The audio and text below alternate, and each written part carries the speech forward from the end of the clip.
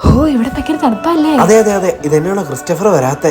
ആ എടാ, നിങ്ങൾ നേരത്തെ വന്നോ? ഞങ്ങൾ നേരത്തെ വന്നതല്ല, നീ താമസിച്ചു വന്നോണ്ടാ. അത് പിന്നെ ഇറങ്ങിയപ്പോ താമസിച്ചു പോയടാ. അതൊക്കെ വിട്. അങ്ങനെ നമ്മുടെ ആഗ്രഹം പോലെ നമ്മൾ യുകെയിലെത്തി. അതെ അതെ അതെ അതെ, ഇനിയാ നമ്മുടെ ജീവിതം ആസ്വദിക്കാൻ പോകുന്നത്. നല്ല എഡ്യൂക്കേഷൻ, നല്ല ജോലി, നല്ല പൈസ ഉണ്ടാക്കും നമ്മൾ.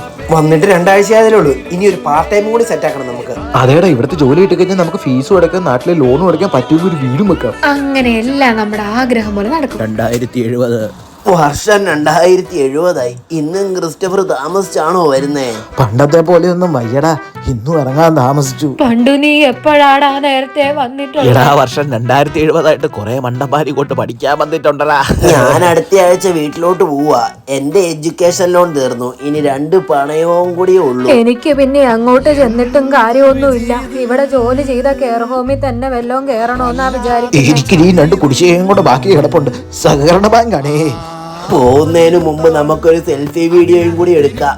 UK വന്നിട്ട് രക്ഷപ്പെട്ടു. ശുഭം.